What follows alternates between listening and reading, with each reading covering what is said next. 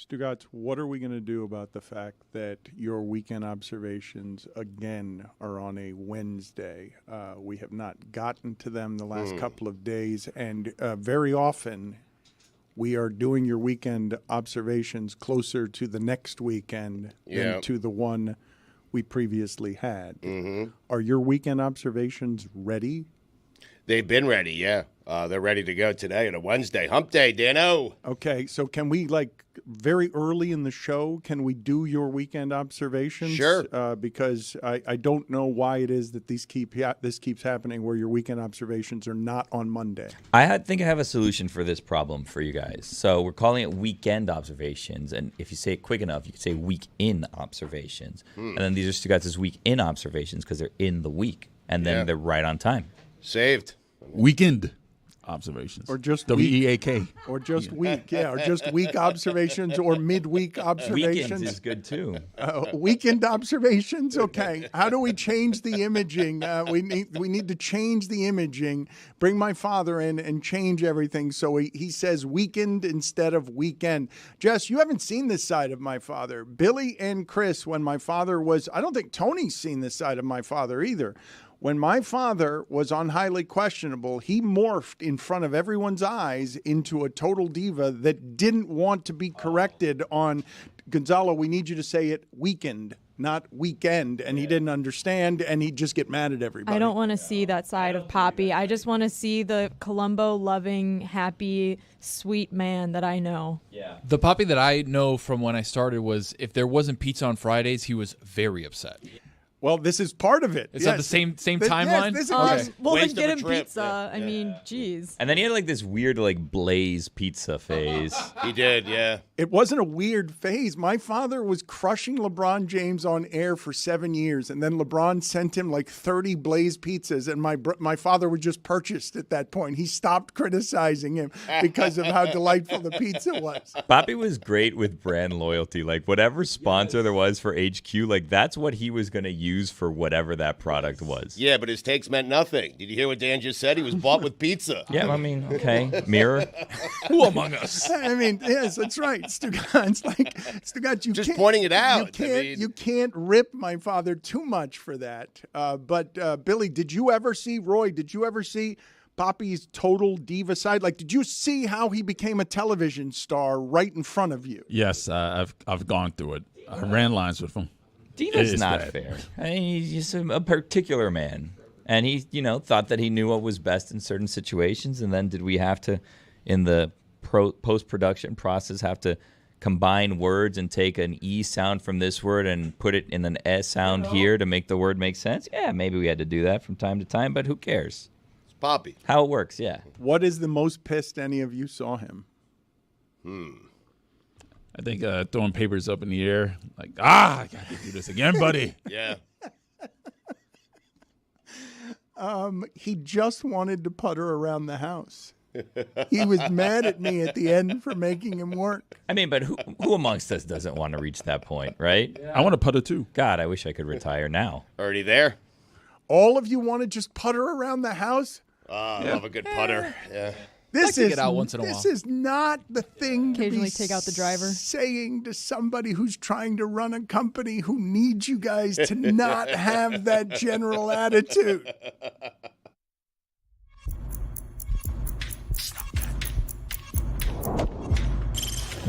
Stop that. Stop that. Stop that. I hear him chatting the noise, move too quick, can't stop for the talking. I hear him chat with the walking. Just too sharp with the prize. White girls let it tell me I'm awesome, yeah. Hot like fire on the pan. If you wanna touch my please use caution. Cold like 0 degrees. I'm out the cage, gotta let out the beast. Revolutionary, gotta let out the streets. Locked in a cage, I'ma let out the sheets. We came for one man, forget my peace. We take the west side, take on the east. I'ma put him in the cage, never let out the. I hear him chat to the noise, move too quick, can't stop for the talking. I hear him chat with the boys, not so tough, but mans keep walking, yeah. Just too sharp with the prize. White girls, let it tell me I'm awesome, yeah. Hot like fire on the pan. If you wanna touch my please use caution. Stop that. Stop that. Stop that. I need some help from the group here because I do not know if something that someone has written me is true, and my knowledge of the present Marlins is so bad that I don't know how to pronounce this person's name. But someone has written in that a Marlin named Christian Pache made his major league debut by striking out on a pitch clock violation. Oh, wow. Tell me that's true, please. Tell me that somebody's first major league at bat was ended because the person couldn't adhere to time restrictions. It is true. It is absolutely true. That's the first time that's happened, right? Like that has not happened to a major league player before, where your first at bat, instead of an emotional celebratory time, is instead an epic failure where you can't keep track of time because you're so nervous. It's a tricky situation. You got to be set with 8 seconds left. Why do we still have 8 seconds left if I'd be done with 8 seconds left? It could happen to anyone. I mean, it's only happened to one person, but it could happen to anyone. But how long has the pitch clock been? How long has that rule been in? Like 2 seasons. 2 seasons. So you're just learning of this? No. I'm saying, Dan's saying it's never happened to anyone before, but it's only been implemented for 2 years. That's all. People have struck out with pitch clock violations before. I don't think anyone in their debut has done that. Okay. Also, I've learned Larry Brown Sports is still a thing because they wrote an article about this. Wow. So. Good day for us. Congratulations. It was on a sack bunt attempt, so maybe he was nervous about having to lay down the sack bunt. I mean, the thing with bunts, like, you got to put your hands in a very specific place. You don't want to get your fingers hurt. It was his Marlins debut, right? Not his MLB debut. I don't know anything about this human being. I don't even know how to pronounce his name. I believe it was just his Marlins debut. Okay. So, If it's his Makes it major worse. league debut and they say, hey, go up and lay down a sack bunt, I'm saying no. Like, hey, don't put me up there to lay down a sack bunt. It's my first bat in the majors. I want to hit a dong. I I mean, think he's played like a couple hundred games in the majors. All right, so he was traded from the Phillies to the Orioles last week, and then the Orioles designated him for assignment after one at-bat, it looks like, and then the Marlins claimed him off waivers. So it seems like in the history of baseball, no one has struck out with a pitch clock violation in their first at-bat. Excellent. Other than that, though. Congratulations to the Marlins, setting records all over the place. Hey, they're not that bad. They could be worse. Marlins 2024. Quote, they could be worse. Could be the White Sox. Well, I sent a note last night. Just last night I sent a note. Hey, the rest of this season, I want to be the international leader in covering whether or not the White Sox are the worst team ever. Like, I want to see if they can break what I thought was an unbreakable record in our most historic sport, whether they could fail to win 40 games in a season. they're getting hot. I mean, They won one. They won last night against Oakland. They did. To end their What? 21 game losing streak. Oh, man. I feel like this is a glass houses situation, though. Like, we can't be the people to talk about if they're the worst team ever, because that'll just piss off all the fans that are then like, well, you're Marlins fans. Oh, like, but Jessica, nobody's ever been this bad. Like, we really are headed toward a special place with these White Sox where they've been playing, this goes back to whatever, the St. Louis spider webs or whatever of the 1800s. Like, nobody has ever been this bad. that wasn't a team name. No, but something like that. You know what I'm talking about. They're the crazy old-timey names where all the players were named Heine. And it was the late 1800s. And, the pitchers would have 60 complete games in a season. I'm very late to the White Sox party, but I saw yesterday Ozzie Guillen, and I saw that it was the clip was from like 2020, where he was just talking about how much he hated Nick Swisher. Like on the post-game show, pre-game show, whatever. I don't think the White Sox know what they have in Ozzie Guillen doing pre- and post-game work. Like, this seems incredible because most teams, if they're not having the best season, don't have their analysts just ripping the team and ripping former players, where he flat out just said, I hated Nick Swisher. They're like, well, and he's like, I didn't talk to him, I just hated him. And they're like, well, he was only on the team for one season. He's like, one season too long. Hated Nick Swisher. There are two things that I would say about Ozzie Guillen, just having seen the entirety of his playing career and his managing career. And the second most interesting thing I would say is I can't believe he's a champion. The first is I can't believe he was a manager. The idea that they're putting him on the broadcast, given that he's always been that, he's always talked that way. In terms of Marlins debuts, Christian Pache's is only better than Ozzie Guillen's, which included becoming the Marlins manager and immediately praising Fidel Castro. In Little Havana. That's right. Was that a press conference thing? Was it a... No, it was a Time Magazine interview. Oh, gee. It was a Time Magazine interview introducing him to the local fan base. Here's our shiny new managerial hire, a champion, Ozzie Guillen. What's the one thing you can't say? I kind of liked some of the things that Fidel Castro did. Well, no, I think, for some context, I think what he said is he respected the fact that Castro hadn't been assassinated after being a dictator for 60 years. Keeping power. Yeah, he's like, I respect the fact that he's still alive. And it's like, oh, I have Ozzie, read So the not room. praise, right a here. respect thing. Still, read the room. I have this from his Wikipedia page. I love Fidel Castro. I respect Fidel Castro. You know why? A lot of people have wanted to kill Fidel Castro for the last 53 years, but that mofo is still here.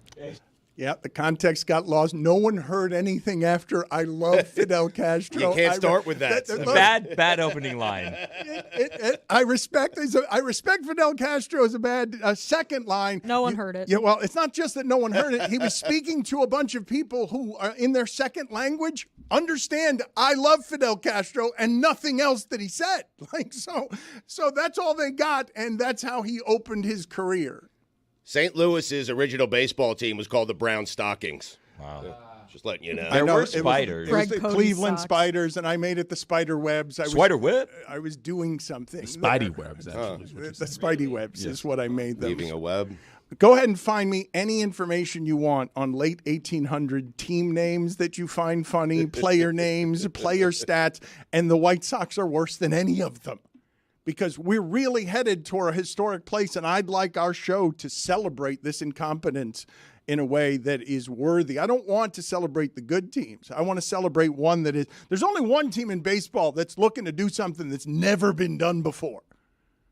And with not being able to win 40 games in a major league season, Stugotz, I'm not kidding you when I tell you I do believe a AAA team can win 40 major league baseball games. A team that is legitimately not a major league team, just a AAA team. Put it on the poll at Le Batard Show. Can a AAA baseball team win 40 major league games? The Orioles had like a crazy, I think, AAA or AA team to start the season, and they were all hit. Their OPS was like all like 1,200. Yeah, They're all hitting like they're all in 400, the big leagues and they called now. all of them up. Yeah, so, yeah, they were all major leaguers just playing in AAA. That's why I keep telling Stugotz that team's going to be good for 10 years. Stugotz, important question. Yes. Did the White Sox make it into weekend observations, and is it now rendered useless because they've won a game? Perhaps. Yes, actually. I just checked them out. Do you not Page remember 2, your yeah. White Sox observations? Or I is mean, just Taylor you know, writing all of them? I did it's it on Wednesday, Saturday. Dan. I mean, Taylor doesn't write all of them. I mean, I wish he would write all of them. He doesn't write all of them. He writes some of them. Yes. There's the Gastonia Honey Hunters. There's a National League team called the Chicago Orphans. Oh. Jessica is into the most recent Hard Knocks that came on because it's about their Bears. And I learned that, most of our show is still behind on the Giants, and Billy Gill's still got 2 Dolphin Hard Yeah, Knock don't tell me how that one episodes ends. to get to. What? I'm waiting to see how last season ended. Really? Still. Yeah.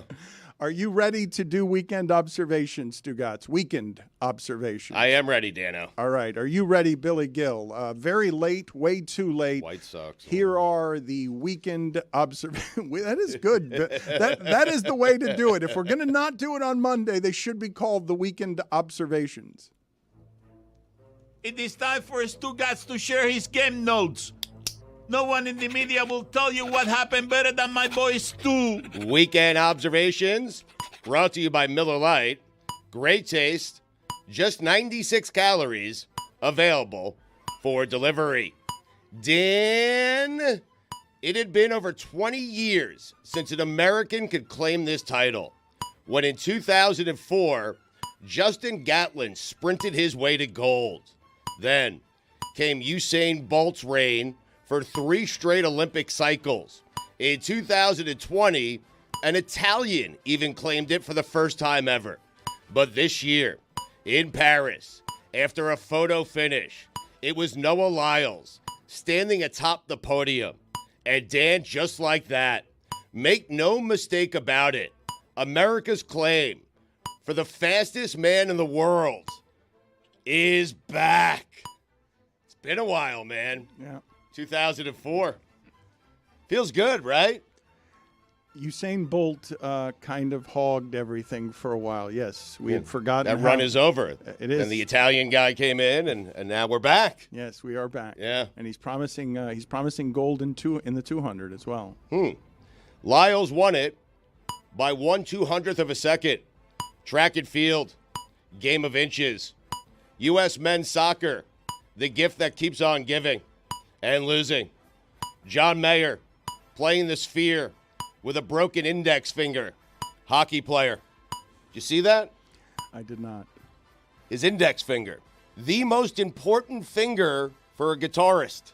How about that? Put it on the poll. Still played. At Le Batard Show. Is index finger the most important finger for a guitarist? And also, Stugotz, I would just recommend to everybody in an audience, go listen to John Mayer with Conan O'Brien. It was super interesting. The Dead and Company, what are they called now? Dead and Company? Dead and Company, That yeah. seems like everybody's just on drugs in the audience, right, for the most part? Confirmed, yeah. All right, so that seems like the easiest one to fake. What are Perhaps. you saying? If anyone is not actually playing, it seems like that's the prime spot to do that. Are you saying that John Mayer wasn't playing the guitar? I didn't say that. I'm just saying, if there was ever an opportunity to get one by a crowd, that seems like the crowd to get That's one the by. crowd to get one by. You're right. Just lay down tracks. Put it on the poll at Le Batard Show, Juju. Easier crowd to fool that you're playing fake music. Grateful Dead crowd or what is the electronic music? Is it called EDM? Yes. Yes. Which one? Which one is it? Is it Grateful Dead or is it the stuff that Mike Ryan's listening to all the time? Well, they just push play and then they just like, and then they jump on, and then they take off their crazy heads. Everybody has a crazy head. Guess they're all ugly or something. I don't know. Drugs? A lot of drugs. Yeah. America leads the total medal count by over 25. You know what everyone else is doing, Dano? Losing? Playing for second place. By the way, America, how about you weave in a few more golds? I don't like the medal count. I don't care about the silvers. I don't care about the bronzes. Who is leading in gold medals? That's all I care about. It's not us. I don't think it's us. Sunday, though. Well, yeah, no, I believe it is us now. This is Sunday. When I wrote that over the weekend, they were not leading in gold medals. Yeah. Weekend observations. Skip Bayless retired. Fox Sports wants Nick Wright to be the face of the network. The rare face of the network that has a face for radio. Love you, Nick. What happened? John Rahm was up 4 shots with 8 holes to go and didn't even medal. Total collapse. All-time choke job. Hasn't been the same since he joined LIV. I told you that, Dan. I told you a while ago that John Rahm is struggling with his decision to sign up with LIV. He cannot look anyone in the eye. I'm serious. He can't. He hasn't been the same golfer. You think it's because of that? Yes. I think LIV is for guys who don't care that much about golf, only care about the majors, like Brooks Koepka. That's fine. And for guys who are well past their prime. They're not for a guy who won the Masters and the U.S. Open. I mean, they're not. He told you this a long time ago. I did. Thank you. By the way, the United States lead by 2 in gold medals over China. All right. I stand corrected. Jessica, when you say he told you this a long time ago, no one was out in front on Elon Musk more than Stugotz. Stugotz was the first person who arrived with public criticism of Elon Musk as a phony. Thank you, Stu. Thank you, Stu. Stu. Thank you, Stu. You're welcome. I was just trying to imitate his slur. You call everyone a fraud, though. Like, eventually you'll be right. Oh. Scotty Scheffler didn't win. John Rahm lost. Scotty Scheffler, the first golfer ever to win a gold medal, a green jacket, and an orange jumpsuit in the same year. It's never been done before. Imagine going from unlawful imprisonment to winning gold for your country. Scotty Scheffler, the American dream. They should put him on a Wheaties box. Jeff Darlington, what could have been? Novak Djokovic has now won everything there is to win in tennis. The D in Djokovic stands for debate over. You just brought something up here does Wheaties still do that? Like, is Wheaties going to take an Olympian, one American Olympian, and put them on the box? Is that something that they still do? It should be Scotty in the jumpsuit. I mean, can you guys find out for me? I haven't seen a Wheatie box in years. I think they went to just online now.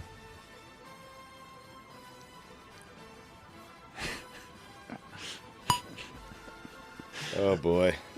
Are you asking the last time Wheaties put an athlete on a box? I'm asking if it's you just mentioned something, and I'm wondering if your weekend observation is not only dated from this weekend, but is 10 years dated because Wheaties no longer does that. I've got a very, very exciting update for the Wheaties box. I went onto Amazon. The most current Wheaties box you could buy has J.J. Watt on it. Oh, Jesus. Let's get it for Little Stugotz. J.J. T.J. Watt double. But Why? they're just both running. But why? I don't know. I'm on the Wheaties website. They have Billie Jean King with a autograph on it right now. It's on the website currently. From like 1970? No.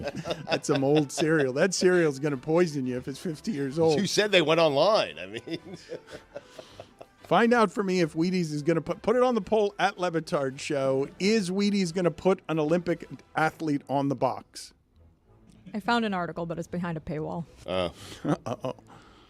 It should be Scheffler in the orange jumpsuit, though, right? It's a good idea. I mean, the colors don't match up because the Wheaties box is orange. You have an orange jumpsuit. It might be tough to decipher Scheffler in the box. You know what I'm saying?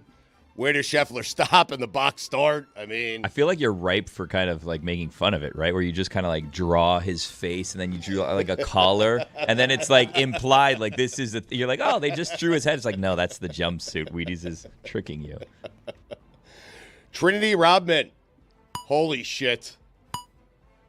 Updated list of top 5 most important goals in U.S. soccer history. Number 5. The shot heard around the world. Which one was that? You're not familiar with that shot? Is that Landon Donovan? Or No, it's the shot that got the U.S. into their first World Cup. I mean, geez, know your soccer, man. What Oh, you year? meant Lexington and Concord. Jeez. What year was it? I don't know. Okay, you're criticizing me for not knowing. Can Taking you give a us quiz? Can you give us any more information on your number There was 5? a goal, Dan, and I don't know who scored it. I don't know what year he scored the goal, but it was the goal called the shot heard around the world because it got the U.S. to their first World Cup. That goal. This is one of the ones you wrote, I'm assuming. Mm-hmm. Number 4. Landon Donovan. 2011 World Cup, unfortunately. 2010, excuse me. Number 3, Christian Pulisic's penis. Header. Number 2, Rodman. Number 1, Brandy Chastain. Took her shirt off. Here come the White Sox. Wait a minute. When you wrote this from the weekend, It was Marlins. They had won 2 straight. I was doing some math, and the White Sox are 12 games behind the other worst team in the MLB, the Miami Marlins. But the worst team ever is the 1962 Mets. Is that the worst team ever? What the White Sox are chasing is 42 wins. I think is the lowest number in the history of the sport. Death, taxes, and Mike Trout out for the season. Trouty. Team USA's 3-on-3 men's team won't medal and was eliminated after losing 21-6 to the Netherlands. What an embarrassment. The Dutch. We can't lose to the Dutch in basketball. In any form. 1-on-1, 2-on-2, 3-on-3, 5-on-5. You can't lose to the Dutch. They lost 21-6. I know. Can't do it. Embarrassment. I have a confession. I don't know when any Olympic events are on. Sorry about that. And where to find them. Is there a calendar? I've been too afraid to ask. It's called the internet. You don't know how to. I feel like I'm watching things live. I'm not watching them live. They've already been played out. I watched the 200-meter hurdles last night. My daughter told me who won before the race started. It's a disaster. Oh, my God. You're my grandfather. I've told you the story of tricking my 80-year-old grandfather with a World Series Classic game by telling him before the pitch was thrown, I think Jim Leyritz is going to hit a home run here. Yeah. You're my grandfather. I know. You're not helping. I mean, that's crazy, Stugotz. Everybody's watching the Olympics. All you have to do is confession. I mean, it wasn't hard. Okay. I feel better now. I think Peacock's been great for the Olympics. Like, awesome. So NBC has the rights to the Olympics. Peacock's their streaming partner, but you can watch any event that you want at any point in time on Peacock. Like, it's just there. You just have to search for it. You can watch it. So if you miss an event, you can watch it in its entirety. I got it. Just by clicking the thing. Have you guys heard a single complaint about the Peacock coverage? Anything? Like, usually nothing This is not on Peacock, by the way. It's on me. No, I'm getting I know, old, but I'm just saying and my daughter. The way that things are consumed in this country, nothing gets universal applause. Everything comes with criticism. What's the biggest criticism you've heard of the Olympic coverage? Too much Chad Collinsworth for me. Was it Jack? Chaz Collinsworth? I think I called him Chad. That should be his name. I would imagine that Chris Collinsworth would name his son Chaz. Is it Jack? Yeah, with no K, by the way. Couple of C's, cutting it up.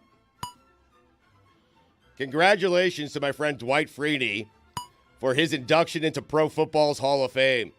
I've said it before and I'll say it again. He should have gotten in on the first ballot. You know what the F in Freeney stands for, Dan? First ballot. First ballot Hall of Famer. You nailed it. Devin Hester. I love you. But if Josh Cribbs gets inducted into Pro Football's Hall of Fame, I'll stop caring about the Hall of Fame. You know what the C in Cribbs stands for? Not Canton. Julius Peppers, inducted into Pro Football's Hall of Fame. Pep. Taylor. Julius Peppers gave Michael Jordan credit in his Hall of Fame speech. That's how you do a speech. Taylor. Top 5 athletes that connote something you might find in your nachos. But that's number 5. All right, let's see. This should be good. Chip Kelly.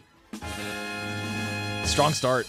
Number 4, Julius Peppers. Number 3, Billy Bean. You're shaking your head Too because soon? peppers, jalapeno peppers, right? No, you're shaking your head. Why are you shaking your head? I'm shaking my head because a Billy Bean passed away yesterday. Oh, yeah. And Mad Dog was confused about which Billy Bean. And he did a whole eulogy for A's Billy Bean. No. And then he found That's out it was not incredible. A's Billy Bean. Right. Yeah. No. Happens. Yeah. No. I wrote this, though, on Saturday. Billy Bean was still alive. So Well, the other Billy Bean Right, says yeah. respect. Could cross it out. Yeah. Number 2, Corn Elder. Need a mic for that. Doing like a Santa Fe kind of nacho. Corn. Corn, Corn. yes. Oh, I get in the course. in the tortilla Corn. chips. In the tortilla Corn chips. Elder. In the chips. I was picturing corn in my nachos, but okay, fair enough. Number 1, Chili Davis. Good list. Thank you. I mean, corn. I'm sorry. It's okay. You would think nachos would be my specialty. To anybody complaining about the new kickoff rules, shut up. You're not going to like the onside rules. You can't do it if you're if you're winning. You got to announce that you're doing the onside kick. You can only do it in the fourth quarter. You're not going to like those. Yeah. The Braves have a guy named Nacho Alvarez Jr. Oh, man. I missed. It's a big whiff by me. You don't put nachos in your nachos. That's Good true. point. Thank you. I do. Nachos on top of nachos? I put nachos in my nachos, yes. Now, I wrote this over the weekend again. The White Sox have lost 20 straight games. The last time the White Sox won a game, Dan was still in Africa. Skipping the White Sox stuff is an option, Stugotz. It's available to you if you're quick on your feet, if you're light on your feet. Right. I understand. Random baseball thoughts from the golf course. How many more pages do you have there? We've got On a gummy. We've got 2 segments that we got to get to. This can't go much longer than this. Random baseball thoughts from the golf course on a gummy. Every team in the early 2000s thought they were an Octavio Dotel away from competing. Do you agree? I do. Jesse Orozco pitched in 1979 and 2003. You know what that's called, Dano? Across decades. Wait, what? 1979 to 2003? It's amazing, yeah. Damn. Yeah, I had to look it up. Someone said it to me on the golf course. I was in a gummy. I didn't believe him. I looked it up. It's true. Anyway, Michael Jordan should try baseball again. He'd make this White Sox team. Put this on the poll. If you make a trade with the Marlins, do you automatically win the trade? Watching SportsCenter over the weekend with Zubin Mehenti and was thinking to myself, Zubin, Jay Williams, Keyshawn Johnson. Strange pairing. That is right where ESPN gave up on radio. Right there. That show? That right there. Not us. No, we may be the reason they gave up on it. They're like, bleep this. None of this is worth it. We got a big empire over here. No one's listening to radio anymore. Why are we paying anybody? Matt Carpenter, still playing. Still a Cardinal. Amazing. Carp. The most prepared I've ever been for an interview was last week when I thought the 1980 NL MVP Mike Schmidt was coming on. Can we book George Brett next week? When Ohtani makes contact with a baseball, it looks like it's going to the moon. Home runs should count for more if they go a certain distance. Track it as a stat. Moonshots. I like that. Yeah. I like that as a good idea. Change. It is a good idea. You're always in the game. If you hit it a certain distance, it counts as 5 runs. I don't think it carried away. That's the way I would do it. But Yeah. there is a way to do it. We ran out of music on the bed. Yeah, it was only 17 minutes long. Circling back to golf, one thing that got lost from the final round, with Scheffler shooting a 62, was the up and down Tommy Fleetwood needed to secure a silver medal. 34 yards out, across the green. Hell of an up and down. Speaking of hell, Art Briles. Dan, those are the weekend observations. George Brett of the Wall Street Journal next.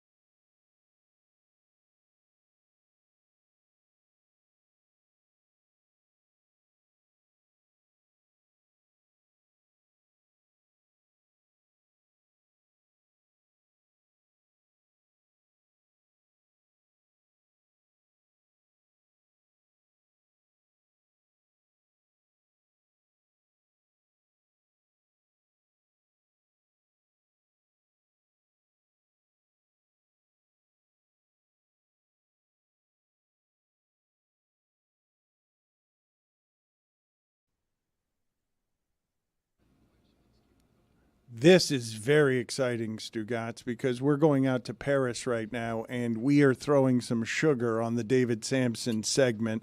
Ellis Dawson is the candy man. He has gone viral at the Olympics for being the only person on international television other than David Samson to carry around a gigantic Ziploc bag full of candy.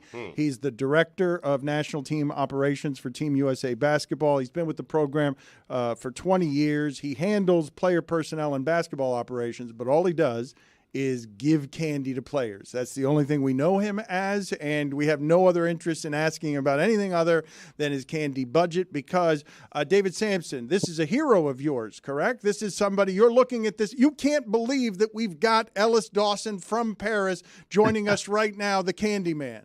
This is your number one booking of all time. Ellis, I just want to say that you are my inspiration.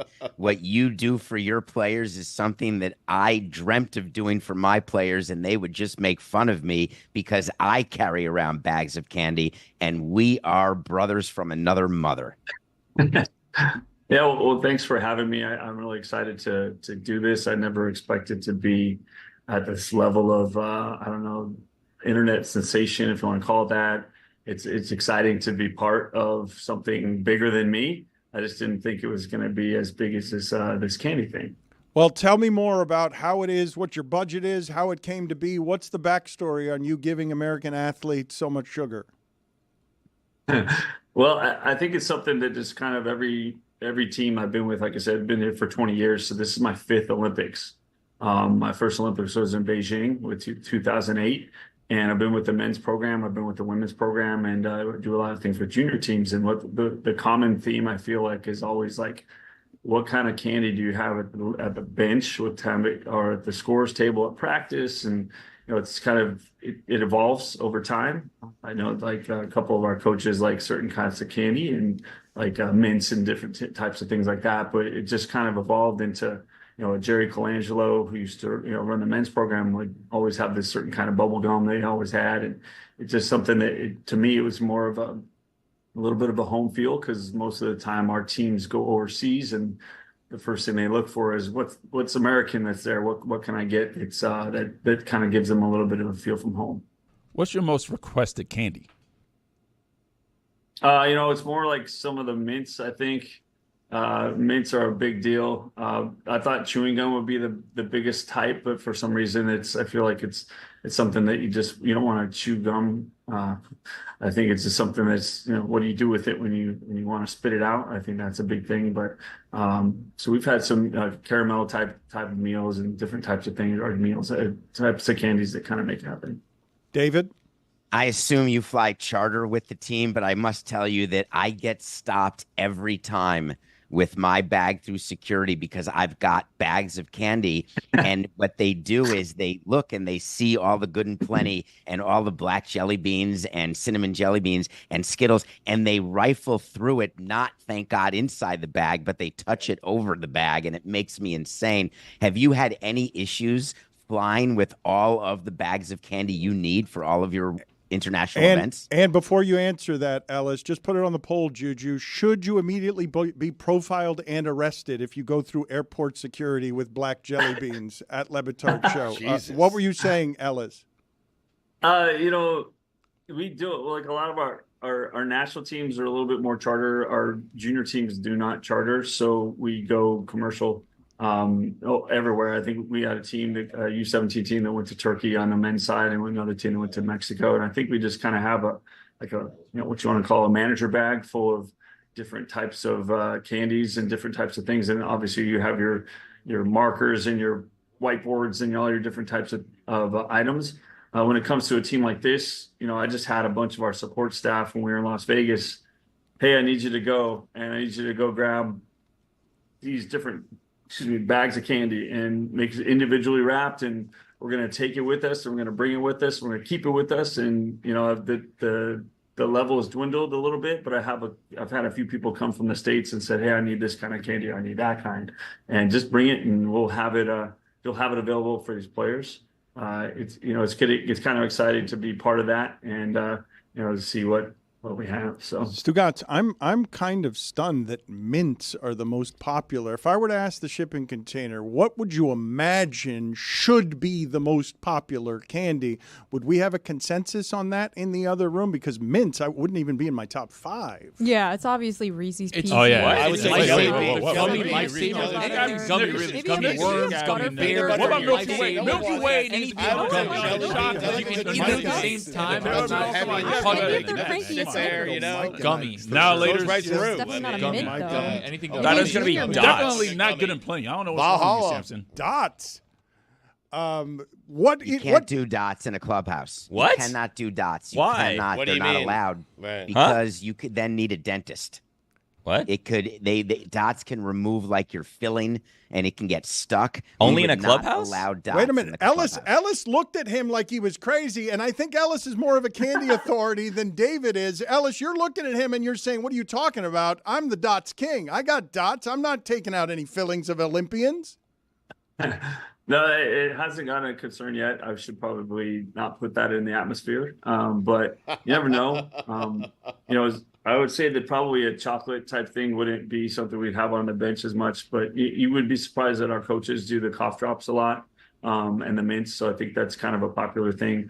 And sometimes it's usually just, on the bench. I think more of our coaches go for the candies and different types because, it's just something that they're always, yelling instructions or, whatever. So it's maybe a little different. And then, in the locker room, it's a little bit more the players take what they need and, get a little bit of a hit of sugar, and it's fun. It's also your job to clean up after them with all the little wrappers that are all around, and that's kind of a pet peeve of mine. I like to keep the area kind of, as well as clean as possible to make it, just make sure we're spotless.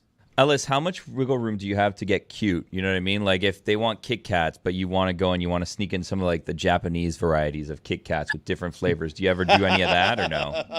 I don't. I stay true to what we bought, unless someone says, "Hey, I'd like to get something a little bit different." Maybe a butterscotch here and there or caramel, but most of it's just not.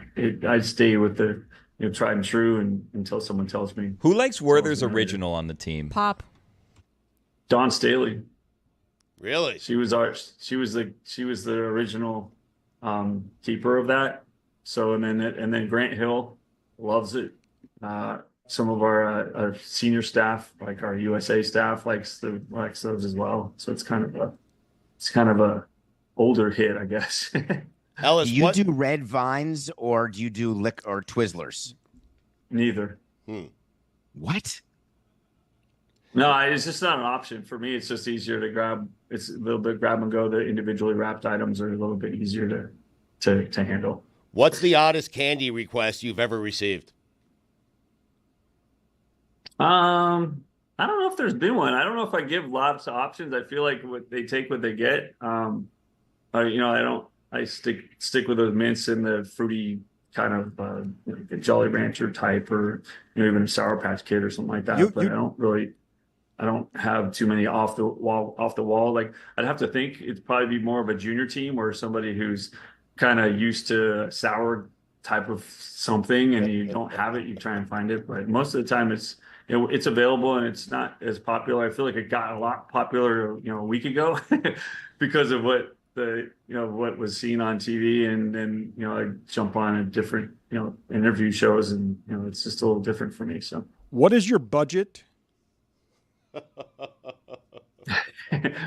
Well, it's all kind of inclusive, but I feel like I have a good budget, but I also kind of know that I don't want to go home with a bunch of candy either. So my goal is when I leave Paris on Monday, I believe, is I don't want to have any of that candy. I want to just leave it and just start fresh with a different team. And we've got an October mini camp that's coming up with a bunch of junior athletes, and then we have a qualifier for another event in November. So it jumps right into, we have about 6 weeks before we jump into a new event.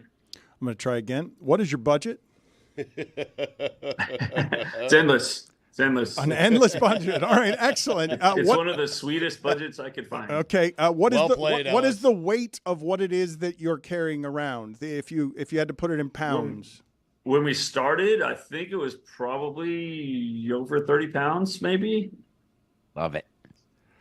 So we all put it in one giant bag, and I just refill it every game. So it's just a refill of everything that's there. And then we kind of go to, looks like I lost some of my lights. Yeah, I think we just kind of replenish, and the box is probably now down to maybe 12, 15 pounds or something. Do you pay attention to using the Ziploc versus the one that you press closed? Because with candy, the zipper is the way to go because you can guarantee the air comes out and the candy stays fresh. The one that's the press and close sometimes can sneak open. Have you found that? Yeah, and also like when I don't know if you saw in the video, I carry it's, I don't know, Rubbermaid or something, and it's got a little like a little button at the top where you actually press the button so you can like press the air out of it. Oh, he's got the finest of technology. This man's a veteran. He's learned how to do this. Did I hear you correctly though? Did you say no chocolate? You said no chocolate? I don't do chocolate. No one's really requested it either. So all right, Ellis, I'm gonna have personally I do chocolate, but no, but Ellis, I'm gonna have to ask you to leave. Okay? Whoa, that's harsh. But I thought I was dealing with somebody who was the truth. Okay, and you can't be the truth if you're somebody who doesn't do chocolate in your candy. Like, so I'm gonna. He does chocolate. No, but personally, he said he does chocolate. No, but he's not giving away chocolate. I'm gonna have to ask him to leave. I'm sorry. I'm sorry that I've desecrated you at the end of what was an excellent interview. I have shamed him, but I'm gonna have to ask you to leave because you've offended me. We never found out what Spo likes. Right. Oh yeah. What does Spo like? Oh, now you want him back. Oh gosh. He goes for the mints. He did those high chews, the fruit chew things. But yeah, it's just kind of like I said, it's a hit or miss. It's also like your mood kind of determines what you want to do. So today you might be this candy, you might be that candy, you might be no candies. You might do cough drops. So it's just, like I said, it's more of an opportunity to kind of bring some home to the field or to our play and give it an opportunity to enjoy some little piece of home, even if it's a small piece of candy. But what part of your job is setting the mood? Like if we win the silver medal, how much of it do we blame on you for not having the right candy and not having chocolate and not putting people in the right frame of mind? I'm not sure I want to answer that question. We have a really big game against Serbia tomorrow, which I'm excited for. Our women's team played tonight against Nigeria in the quarterfinals. So I'm excited for all of our teams, and I think it's the Olympics are a great opportunity to get some international basketball and see NBA or WNBA people in a different uniform, and the camaraderie and the brotherhood of what it is great too. But you also want to go out and win the gold medal, and that's our goal is to do that, and I'm excited to be part of that, and whatever I can do to help them is my biggest step. David, do you have a top 5 list for Ellis? I do. I have to give you a top 5 list before you go. What if is Dan, you'll allow him to stay. I'm loving this, just being around you, being in the presence of candy greatness makes me happy. But I'm going to do a top 5 candies needed if you're going to be the candy guy. First, we start with an OLI. You have to have ice cream.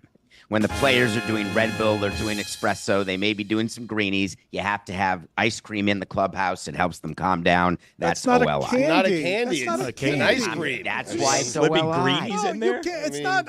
You don't know how to do OLI. That's Ellis is embarrassed. Ice cream. And what do you? Quit embarrassing us, Samson. Number 5. High Chew. You just mentioned it. It made me smile. High Chew is a critical candy. You get the variety pack, which has the different flavors, which no one can tell the difference of. And you have to rip it open on one side only. And then you have to be careful of the wrappers because they can stick to your hand. But number 5, High Chew. Gesundheit. Number 4, critical. Mike and Ike's, but sour. Mike and Ike sours are incredibly popular for players, incredibly popular for staff. You can put them in jars. You can get them individually packaged, or you can get the big multi-pound bag. Love that. Love those. God, I love those. Number 3. Kit Kats. Yeah. Players love Kit Kats. Your whole thing Staple. against chocolate is staggering to me. And you don't get the double Kit Kats. You get the single Kit Kats. The big ones come with 4 and you can rip them. The ones that you talk about, it should be only the one. one at a time. David, how do you feel about the Kit Kat Big Cat, the big, massive bar of Kit Kats? Just can't do it. It's too much, and it gets sticky in the fingers. The one you can rip, you can take the wrapper off, keep it on the bottom of the single bar, and then eat the bar in either one bite, releasing the wrapper at the end, or in 2 bites, and then the wrapper's done, and no mess, no fuss. How did you feel about Giancarlo Stanton eating the Kit Kat like a monster when he was on your team, where he would just bite into the 4 bars at the same time? They would do contests. So that was a little different, what you have in the clubhouse. I'm trying to talk about what it is to be the candy guy, but Stanton can do some stuff with his mouth. Number What? Hey, really? Number 2. Expand, please. M&M's plain. And again, not the multi-pound bag. You get the individual bags that have between 7 and 12 M&Ms in, because that is the top rip and then the pour, and you get them all in one bite. Terrible. You don't want the position where the players are putting their fingers in the bag to get more M&Ms out. So it's one full roll, and that's the small What's little like terrible, you see them at Stugotz? Halloween. I mean, of all the entire M&Ms, list! plain M&Ms, that's ridiculous. Number There's one, been one David. good candy in his top 5, and he had ice cream. Mike I and mean, Ike's. I mean, ice cream, unbelievable. Number 1. Seeds. Oh, You gotta Oh, have that's it. not candy. terrible. Spoken like a guy with no Jesus. taste buds. Terrible Are you a bird? list, man? Terrible list. Ellis, what do you think of his terrible list? he thinks it's awful. Don't answer, Ellis. I mean, Well, yeah, you're gonna throw Sour Patch Kids in there. Those seem to be pretty good, yeah. but Give him the I fanfare, don't know. I just Billy. don't like opening a bag of M&Ms and there's only like 4 M&Ms in it. Ellis, thank you for being on with us. We appreciate your time, sir. Yeah, thank you very much. And, looking forward to working. Hopefully getting home with a couple of gold medals, and then Yeah. moving again to to our next events, and just having more candy for more of our athletes and hopefully our coaches and everyone. People So, do appreciate call the time. they call you the Candy Man, right? I saw that in our graphic. We called you the Candy Guy. People call you Candy Man, right? Not Candy Guy. Yeah, I've been called Candyman. I actually went to the Nike house today, and someone said, "Hey, I saw you on TV. You're the Candyman." I was like, oh, "Okay, let's go with it." What percentage of the players on the team don't know your actual name and only know you as the Candy Man? Fortunately, that they know me by name. I've definitely earned that. I've earned that. So. Thank you, Ellis. We Appreciate appreciate it. Again, we should tell people he's the director of national teams operations for Team USA basketball. So he does have another identity beyond this, but this is the one that made him famous. Thank you, Ellis. Yeah. Thank you, Ellis. So David Samson, before we get out of here on a segment that has been eaten up by candy. I want to hear more about Stanton's mouth. Incredible things that he could do with it. Nothing, huh? That's a real picture. David, what did you make of yesterday's news that Pitbull is putting his name on FIU Stadium? Boy, oh boy, that's quite a deal, isn't it? He's paying $1.25 million per year for 5 years. He is getting naming rights to a stadium and a bunch of other areas at FIU, except it's also really an endorsement deal because that number is way too low. And so the endorsement side is he's got to do a bunch of social media posts. He's got to go meet donors, and he's got to maybe write an anthem for FIU. It's an interesting marriage between a school that obviously wants to get more international and national attention as being the #1 public school in Miami, which it is, and Pitbull giving back, a hugely charitable guy, which he is, a big philanthrop. But this deal, it's a bizarre way to feed an ego while being a person who is so interested in helping kids with charter schools and helping underprivileged people. So I just found the business deal fascinating. I went into pretty good detail about it on today's Nothing Personal. That's already out. But I'll say that it's a match made in heaven for Miami. I just don't think it's a long-lasting match because you can get more than $1.25 million for naming rights, and they will eventually. What's the movie that you're reviewing for us this week? And I will remind people that when he mentions Nothing Personal and some of the things that he goes into deeper depths on, Nothing Personal is a podcast that should be part of your daily rotation. If you want to get very quickly informed on a variety of subject matter, what's the movie you're reviewing for us this week? We're reviewing Cirque du Soleil. It's a documentary that came out on Amazon, and it's called Without a Net, and it is about how they got Cirque du Soleil back after COVID. For those not familiar, it's a Montreal-based company. They have shows all over the world, and it's like the circus, but really unique trapeze-style shows, and COVID shut it down. And this show, is in the Bellagio, and they let cameras in as the show was closing, and then throughout the 400 days it was closed, and then what it is for these people to come back and do these performances without the ability to really train during COVID. It was fascinating what these individuals had to do. It's a quick documentary, about 90 minutes, well worth your time, as is going to see Cirque du Soleil. C'est très bon. Dave, I saw that, and I couldn't believe one of the facts in that documentary, which that O is the most profitable daily entertainment thing in the world. If you go to Bellagio, you will know exactly why.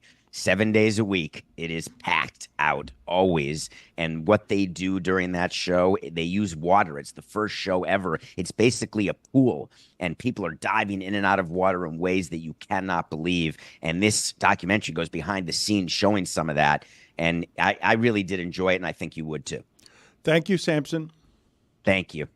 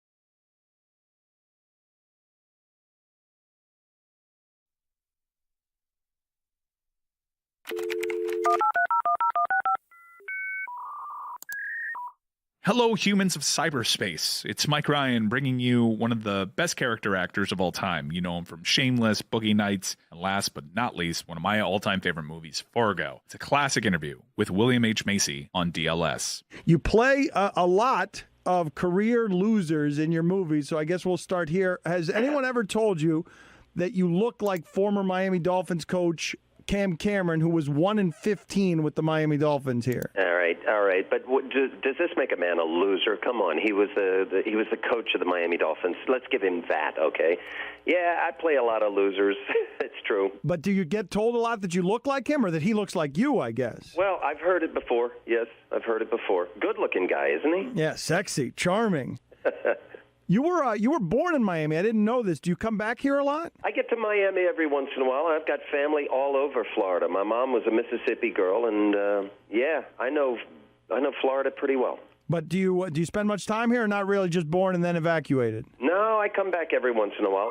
What would you consider your most successful movie? You were nominated for an Oscar in Fargo. You've been in Air Force One. You starred in The Cooler, Boogie Nights. I imagine probably Wild Hogs grossed better than any of them, I'm guessing. What would you consider, if you can only pick one, your most successful movie? I mean, certainly all those you named. Wild Hogs, we're going to make another one. That one did well enough. We're going to do a sequel. How about Fargo? What about a Fargo sequel? Any chance we get to see Jerry Lundegaard in prison? Wouldn't that be something? Hooey. I would love to work with the Coen brothers again. I think they are great. Everything they do, I think, is absolutely great. They are consummate filmmakers. I would love for you to, since it's a sports show, sort of say a couple of sentences in Jerry Lundegaard's voice to motivate a local team here. Can you do that for us? And you do it as the loser character. Oh, geez. Just because you win one game and lose 13 doesn't make you a loser, for goodness sakes. William H. Macy, thank you for tolerating our nonsense. Do you have one line above all others that people, when they see you, spit back at you? Well, certainly after Fargo. I mean, around my household, we had to do a non-Fargo talking area because it's addicting when you start talking that way. I don't know. No, not anymore. I mean, there's a lot of lines from Wild Hogs that come up or plays, but thank God I've been around long enough that, there's a couple of memorable lines that I've had. Do you have a role that you've turned down that you really regret in retrospect turning down? Not so much, no. I'm pretty good at reading scripts. Certainly there have been roles that I wish I could have gotten, but they were never offered, and I turned them down. No, I'm pretty careful. And truth to tell, it's not like I get offered that much stuff. I mean, I'm not an A-list guy. I mean, you know what I'm saying. Is there anyone you've hated working with? Anyone that you really didn't get along with? I mean, you've worked with Alec Baldwin, with LL Cool J. You've worked with Harrison Ford, as we said. Anyone that you really didn't like working with very much? No, I've been blessed that way. I mean, I've heard the horror stories just like you. But I have been blessed. Every film I've been on has been pretty good. And I've always had this feeling that if you show up with your A game and you know the lines and you're on time and you treat people with great respect, you're never going to have a problem. And that's been my experience. When's the last time you walked into a store and bought a DVD? We get those things called screeners. My wife's in the academy and I'm in the academy too. And that's not true. I bought some DVDs just last week. I want to direct a film, and I was looking at an actor, and I bought some DVDs.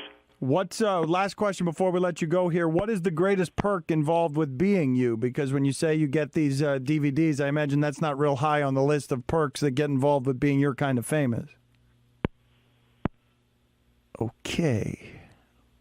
We just got hung up on by Jerry Lundegaard. We're sorry. Your telephone is out of order. There appears to be a receiver off the hook.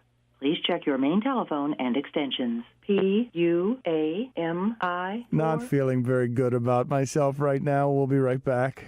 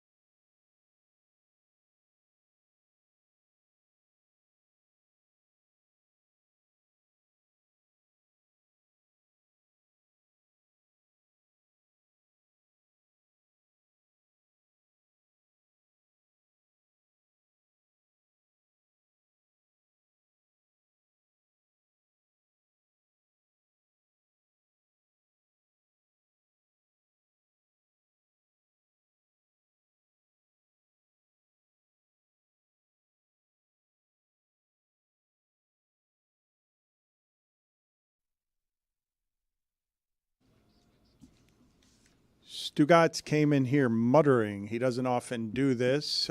He just said we failed. We failed during the last 20 minutes of what we were doing. I mean, we had the Candyman on. It's our kind of guest. I don't feel like we did a good enough job with him. David's top 5 was an embarrassment. I mean, the whole thing was a failure as far as I'm concerned. We didn't find out. We didn't find out if he gets a medal if they win. Right. We didn't get any of that. Yes, So, right. yeah.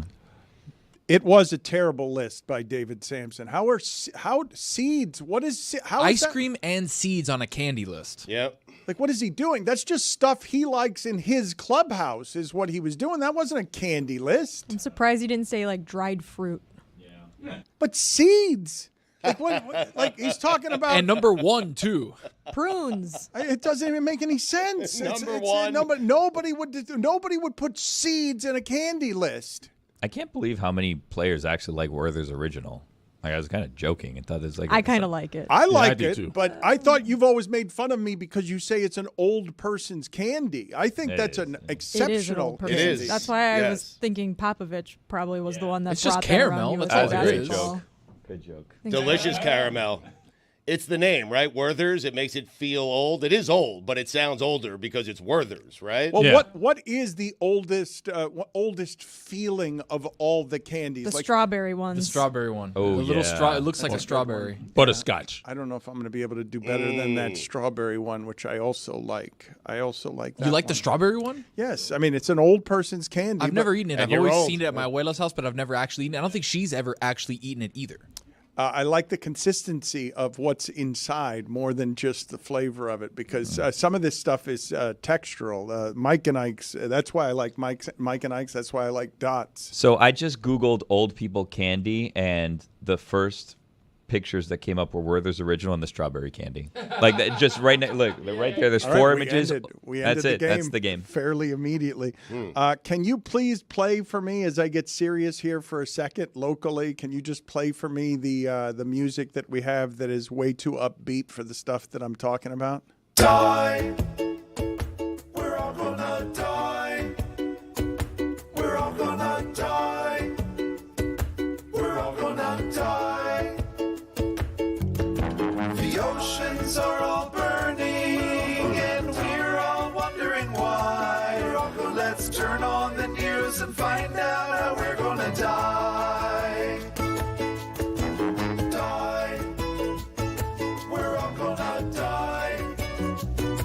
We're all gonna die. Stugotz, our friend Adam McKay, who created Funny or Die and is responsible for a generation of movie comedy, has legitimately been made insane by the approaching climate apocalypse. That this man made Succession, among other things, and has moved away from making giant Hollywood things for the moment because he's concentrating on climate change and Yellow Dot Studios. And most recently, he's putting up a bunch of satirical U.S. billboards that are making fun of big oil, and he's just showing like temperatures that are going out of control all over the world, brought to you by big oil. They're all satirical billboards going up all over the United States. And I wanted to bring this up because I don't know if you saw in Sarasota and Clearwater on the other side of the state, a bunch of flooding that has killed 6 people. Now, if any of these 6 people were people that you care about, you would be alarmed by what it is that's happening, which is this was a minor storm. It was not a hurricane. It was Debbie, not of any size, although it did grow quickly because of how hot the Atlantic Ocean is. And I believe we're in a new normal now where flooding that, I mean, if you think Olympic swimmers are getting sick in bad water, and if you want to just go anywhere around Florida and check for alligators, here's how you do it. You reach over to some water, and if it's wet, there are alligators.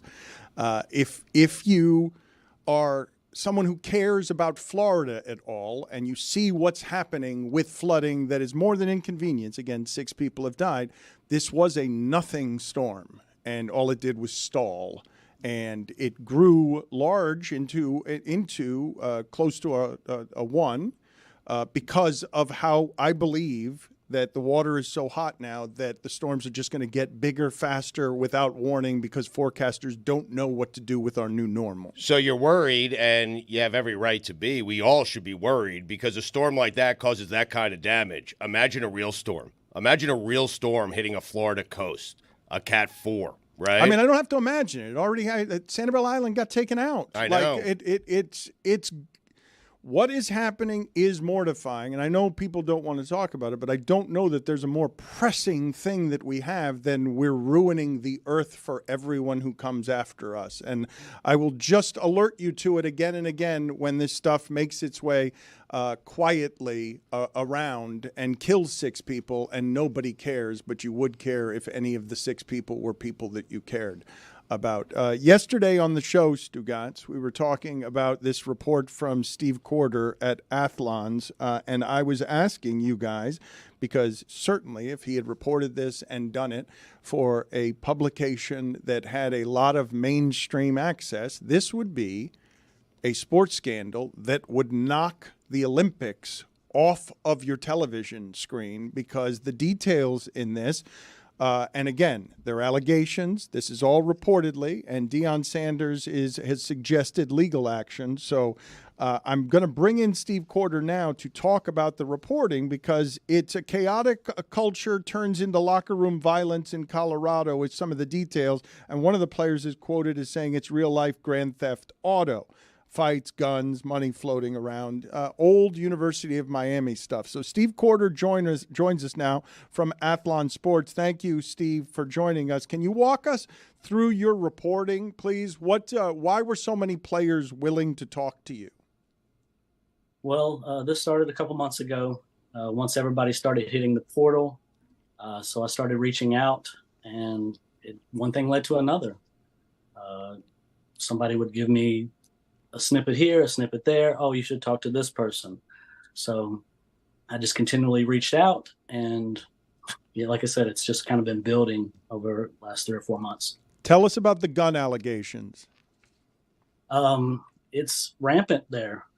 There's a video that's circulating that I actually found after the piece, where they're asking, I believe it's Bucky is going around asking who's the most strapped on the team, and people are giving their opinions.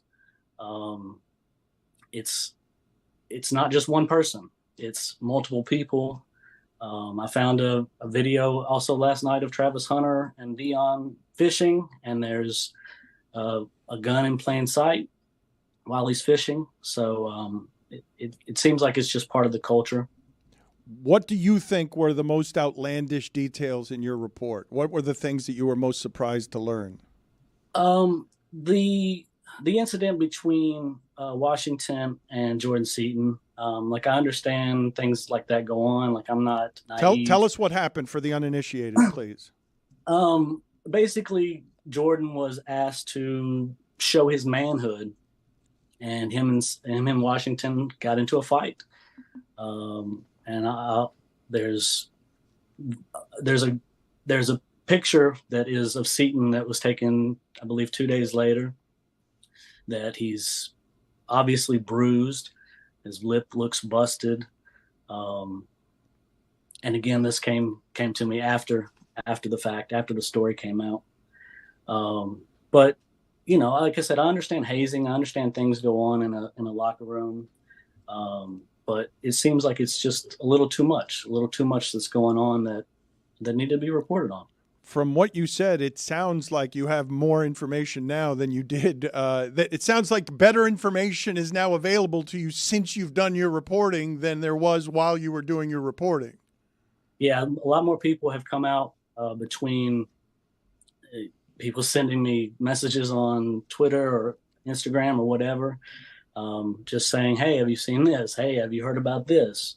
And it's kind of opened a floodgate. But there is, it's not a belief. There's a lot more going on than just what I've reported. What was your reaction, Steve, when you heard Deion Sanders dismiss your reporting? I'm not surprised. To be honest, I did a piece about a Lil Wayne concert a couple months ago, and I could tell from that that I hit a nerve, because the way that they reacted, they were talking about it on campus, they were making content about it. And to me, that let me know that I was on the right track. That was just, like I said, kind of one of the first things that I had worked on. Same with this. They made a specific content to talk about the story. And it's like, if it's not true, then just say it's not true. But nobody has said that. CU gave a no comment. The players weren't specifically asked about it, but nobody has come out and said, no, none of that ever happened. So, like I said, I'm confident in my reporting. Deion Sanders has dismissed the report. He is quoted as saying, "That's when you know you are doing well, when they start lying." Can you take me through the vetting of this? Have you noticed that the story hasn't gained traction, and that if you were working someplace other than Athlon Sports, you would assume that this story would get traction? And I don't say that as an indictment of Athlon Sports. There are like 5 entities in America that can report something like this and have it get traction. I am somewhat surprised, but again, the amount of fanfare and attention that Deion gets, anything that is controversial, gets talked about, gets put out there. As far as vetting, like I said, I just started talking to players that have transferred and checking things out. I would talk to another player, and as things lined up, as things made sense, like I started putting, blocks on top of another, and, it finally worked itself out. What have your last 5 days been like? It's been a little different than normal. I consider myself just a normal guy who's, just trying to take care of his family and, do what he's supposed to do for them. But I've been getting all kinds of messages and, DMs and things like that. People talking crazy, people calling me a liar, and words that I can't say on TV, and it's a little unsettling. But again, I know the truth, and the truth will set you free, as some say. Can you explain to us why folks should trust your reporting? I don't know if there's a reason why they should trust it. I just know I've talked to these kids, these young men. They're scared. They're worried about repercussions, whether it be players that are no longer there or players that are there. So, I'm just doing what I think is what's right, what needs to be done. If this was going on anywhere, I would think that anybody would want to know about it, whether it's the university, whether it's the state, whether it's the players' families, whatever that may be. What do you say to folks who say, like Stugotz did yesterday, I want to hear from current players. I don't want to hear with a bunch of players who have an axe to grind. No, I totally get that. But it's kind of the same deal. If players that are there, what are they going to say? If they speak out against Deion, against what's going on, they're going to be in the same spot as some of these other players. I have a story about a former player who was very tight with Deion. And the week before he actually was released, he spent time with Deion privately. So it just kind of goes to show you that it doesn't matter who you are. It's all about what's best for him and what he's trying to get accomplished. How bad would you say the bullying is? How bad is the what? Sorry. The bullying. It seems fairly bad, but again, I don't know if that's from what was reported with the Shiloh and Cormani incident. But I think it comes from the top. It feels, I don't know if it comes straight from Deion, but it seems like that's the culture that they're setting. And again, maybe that's some kind of NFL thing or something because he's been at that next level that he's experienced, and that's how you're supposed to handle the kids and the program. But it seems like it just seems a little much. Why aren't Colorado beat reporters and national college football reporters working on stories like this? I can't speak on national reporters. I would think that the beat reporters are content because they have access, or they have the access that Deion allows them to have. and that's enough for them. Maybe they don't believe it. Maybe they only believe what they see and what they're told. I can't speak on any of that. Are you going to continue your reporting on this now that things are continually pouring in? Yes, absolutely. And how much more is there here from what it is that you've gathered in the last 5 days since you're reporting? Like how much worse is it than you initially thought? It is worse. There's just a lot more that's to be told, whether it be again, I don't know if any current players will ever speak out. But I know that there is more, and there's things that are going to come down the line within I don't know, the next couple of days, the next week, but there is more that's going to come out on this. All right, Steve, thank you for being on with us. We appreciate it. Is there anything else you think we need to know here? Because this is going to, again, I will repeat, Deion has suggested legal action. Everything here is alleged. Everything here is reportedly. It's Athlon Sports. Are you worried about this legal action? Are your editors worried about this legal action? There's no reason to worry. I vetted my sources. I checked, I double checked. I have multiple people that I trust. There's, again, I understand the whole, there's an axe to grind, there's this, there's that. But once you talk to, more than 2, 3, 4 people, then I have to go with my gut and what I believe these guys. Thank you, Steve. Appreciate the work, sir. Thank you, Dan. Appreciate it. Stugotz, your thoughts here, because we've been talking about it for 2 days, and last year we got, taken, carried away with the first month of Deion Sanders football because he was bringing marketing and fame. But I say carried away, and I don't say it as criticism. It was fun and delightful. Like I would do it all exactly again because he has come to something that has always been done a certain way, and he has decided to do it as straight businessman. Right. Like, I'm going to take away all Deion Sanders comes from a locker room. I don't remember. You guys will find the name for me somewhere.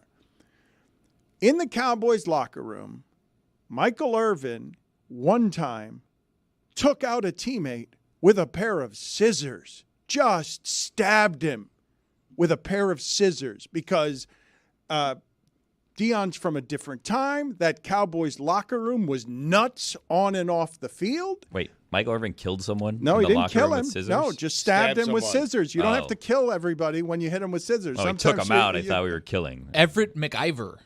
The backstory on that, thank you. Tony knew that off the top of his head. In the neck. I mean, think about that. So could have killed him. Billy says Michael Irvin killed a man. Well, he could have. I don't know. In fact, given the rage and the scissors and the neck, that formula can kill a person, and that's super dangerous. The quote was, "Punk, get the fuck out of my chair."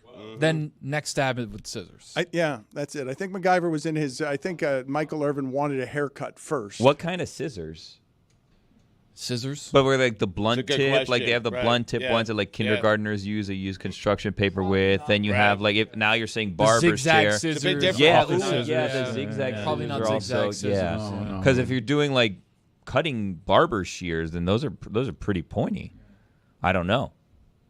I'll look into it. I'll get back Thank to you. you. Please do that. I doubt it's the kindergarten scissors. I don't think. You never that's, know, Dan. I feel like I do know that one. I feel like that's not what happened there. I don't think that's what Michael Irvin. I think I do know Well, because that blunt one. tip, yeah, look, see these scissors? Was it those type of scissors? I don't think it was those type of scissors.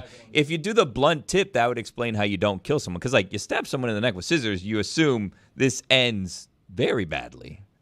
My point is that an NFL locker room, a football locker room in general, is probably a little bit different of a work environment, especially in the 90s, than the ones that we work in. I think it might be like those tape cutters, like one of those.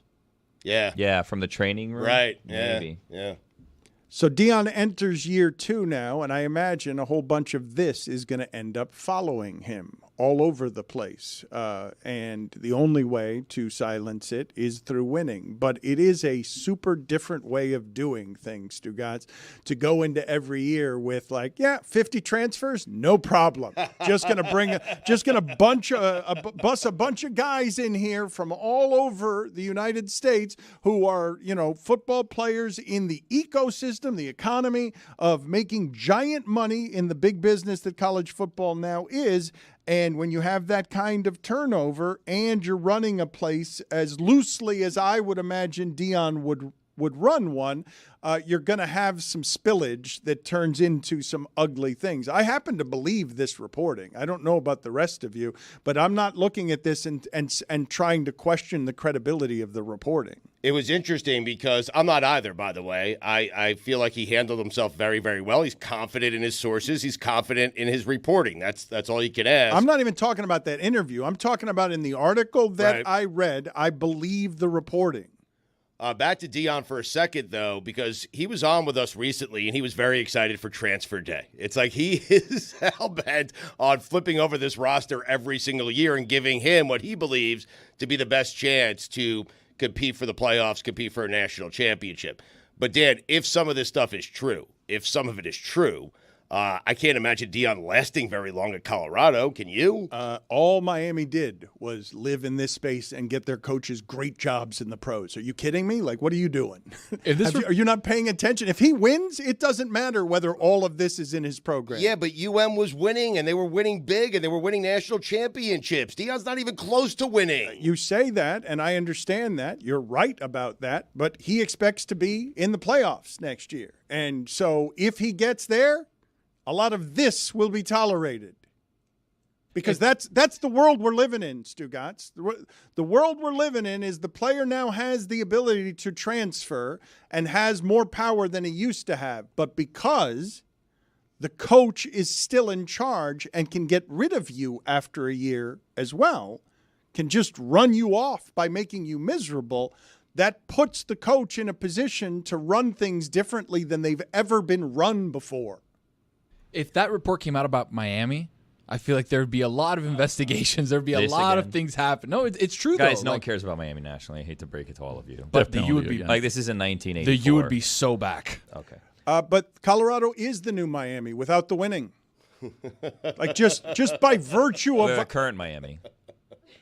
So they're the current Miami with more scandal.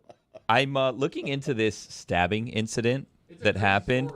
It is kind of insane. So I see it as described as shears that were plunged into his neck. Yeah. And then when Jerry Jones was pressed on it, he said the two men were involved in horseplay. Then they asked Chan Gailey about the situation, and he also said the incident was horseplay and it's being handled in-house. And Jerry Jones apparently went to Michael Irvin and compelled him to, quote, fork over a handsome son, reportedly 6 figures, to keep the situation quiet. Because Michael Irvin at the time was on probation for his cocaine bust. Hush money. Put it on the poll, please, Juju. Do horses play by stabbing each other in the neck with scissors? That's why my grandma, my parents, everybody always told me, no juego de mano. That is why they would say that. And if somebody ends up with a scissor in the neck, why? Juego de mano. That's right. You're absolutely right. Michael Irvin also, before the incident, not once but 4 times yelled seniority. I think right. The way that I remember it is that Michael Irvin wanted to get into a barber chair before anybody. Seniority. Which brings us to Earned it. a top 5 list that Tony has in honor of Gordon Hayward joining us later in the show. Top 5 haircuts in honor of Michael Irvin stabbing someone for being in the barber's chair.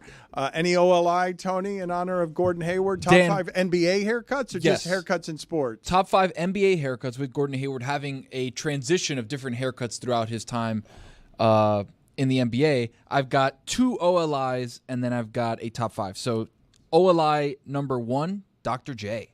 Excellent. Iconic fro. Yeah. Old school fro. Yeah, just like the tight, high and tight, just... But not a cut. He grew it out. I mean... Sure, but it's a haircut. He's got to trim it. Okay. Number 2, Anderson Varejao. Can't think of Verjao without the hair. Very Sideshow Bob. Yes, very Simpsons. Number 5. Number 5, Ben Wallace's fro. So this is all froze. So far, we're in the That's his list. I mean, Number 4. Number 4, Carlos Boozer's Beijing. Booze. That's a good one. Classic haircut. Number 3. Drew Gooden's patch. Remember the patch? He had the headband, but then just a patch on it. There we go. Nice little picture. Video. Put on Carlos Boozer's terrible shoe polished hair. We had them all with video accompaniment, so we can run through the top 5 really quick if you want. Again, there's Carlos Boozer's Beijing. Yeah. Then we had Drew Gooden's patch, which was excellent. Number 2, AI's braids. Nice. Classic. Had white people wearing cornrows for a long time. just being honest. And number 1, MJ's bald head. Yep. Oh. He made bald cool, Dan. Look at that.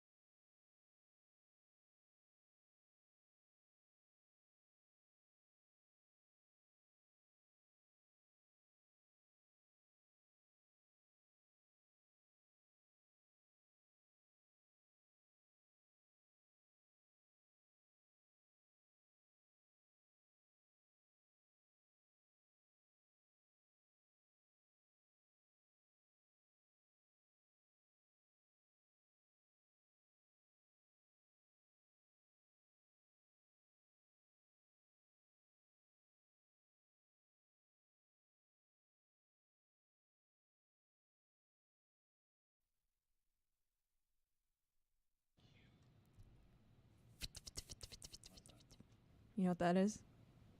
That's like Hannibal Lecter or something, right? Yeah. Shoot. All right, let me try it again. That's Hannibal Lecter Faster, louder. though. Yeah, it's faster. It's supposed to be a sprinkler. Oh. I hear it now. I hear it, yeah. I miss sprinklers. What happened to sprinklers? No. What do you mean what happened to them? I feel like you used to drive down the street and see sprinklers on all over the place, right? And then we had like water crises, and then you couldn't like have your sprinklers on at certain times. And I think people just went away from having sprinklers. Like, I still see sprinklers. Really? Yeah. I don't.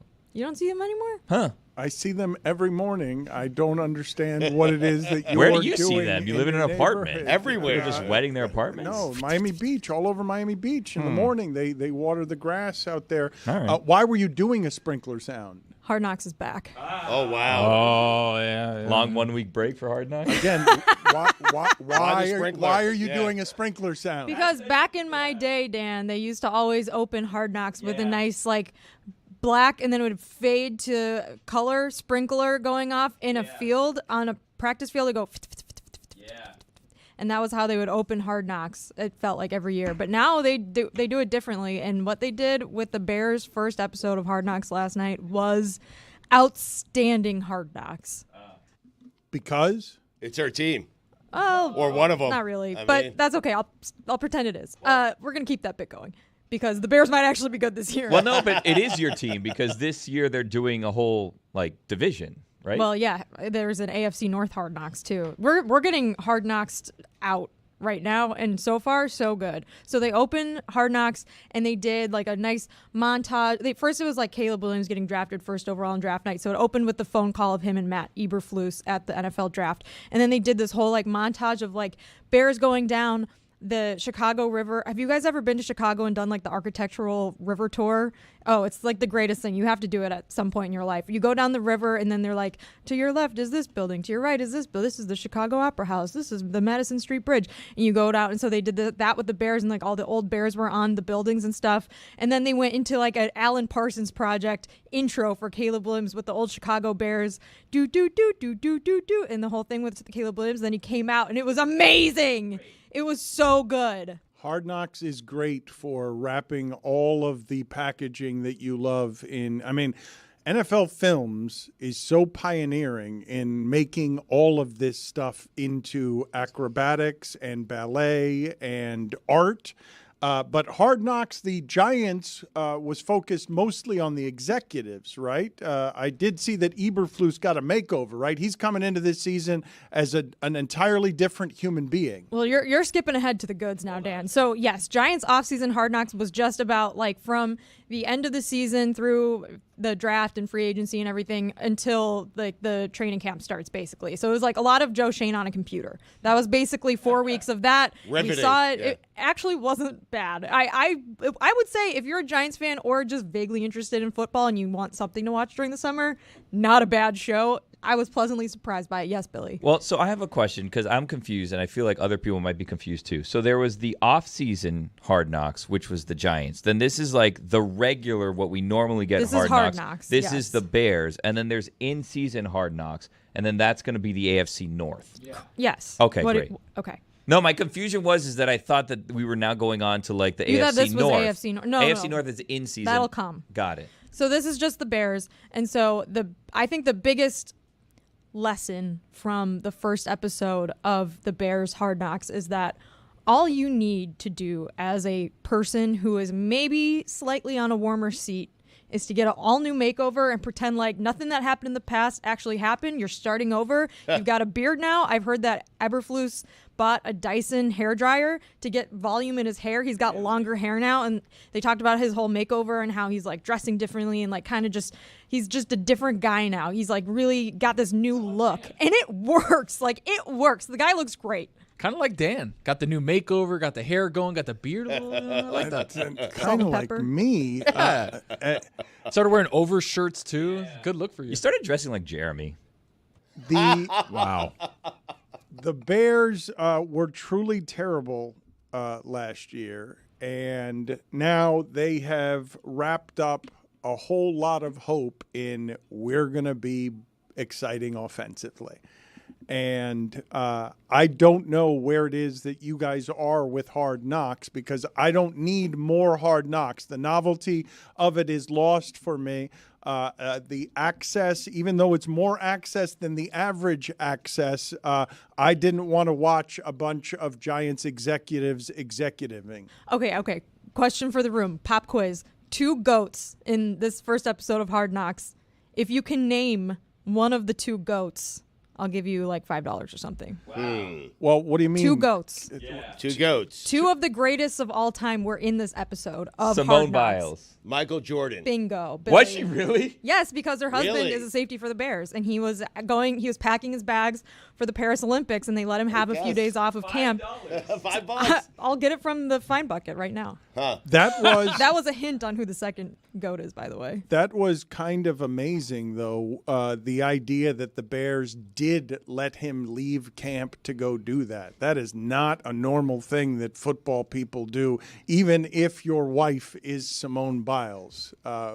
It works when you're like the third or fourth string DB. Right. I mean, it's Can't get away with Biles. it. Works when you can get Simone Biles. on Caleb Hard Williams Knocks. are probably not taking time off. Okay, camp. it says You can't do it. Works when you can get her on the show. Stugotz Exactly. Well, says it's Caleb Williams camp, but needs the reps. I mean, But Aaron This guy Rodgers doesn't? You missed know who camp. says that in the episode? The other goat. You know who the other goat is? Feinbaum? You're very close. Oh. Nick Saban. Oh, wow. What is he doing there? He was Eberflus's former coach at Toledo. Eberflus does look Rockets. more like a coach. I would not rule out Nick Saban coaching again in the NFL. Everyone's talking about Belichick, and maybe he goes to Philadelphia, maybe he goes here, maybe he goes there. I'm telling you, the one thing Nick Saban hasn't done throughout his coaching career is had success at the professional level. And I would not be surprised if the right situation popped up, a good roster, a Super Bowl-ready roster pops up, if Nick Saban takes that job. You've Lewis, lost your mind. Lewis, do me a favor, please. saying. What can our video crew do to isolate the Stugotz hot take hand? Because you would have gotten full sausage fingers thrown in your face there. Because, Stugotz, if you did not notice what just happened, we were talking about Hard Knocks. We were talking about Jessica's team. We were talking about things that Jessica was interested in. And you opened up the portal to him giving an opinion on Nick Saban, and he snuck in there with just unbelievable vigor. It was like seeing sure I say it first. it was like seeing going back to our honeymoon. The original Stugotz 20 years ago, eyes light up. I can give an opinion on a college coach never having done it in the pros. He's in a negligee. Can I give you On your some honeymoon? insight into why this happened? It's because I will not indulge this on God Bless Football because he's tried this a number of times. I'm You're like, right. Stugotz, he was disastrous in the NFL the last time that he was there. Right. He's now retired, and people are considering him the greatest coach of all time, if not if not the greatest coach of all time. If he goes to the NFL, all he's going to do is mess that up. There's no way that he can build on his resume by going to the NFL. It makes no sense because he can just jump from one team to another. He can do this thing. He can be Savior Nick Saban, come in and talk to people, and he will retire. Well, he's retired already, but he will live the rest of his life as one of the greatest coaches of all time. Why would he mess that up? You think Nick Saban is happy that he's one of the greatest coaches of all time? And you know why he's called one of the greatest coaches of all time and not the greatest coach of all time? Is because of Bill Belichick. And if Saban goes and he goes to the NFL and he has success, he wins a Super Bowl with a team that's ready right now, he becomes, without any sort of discussion, the greatest head coach in the history of football.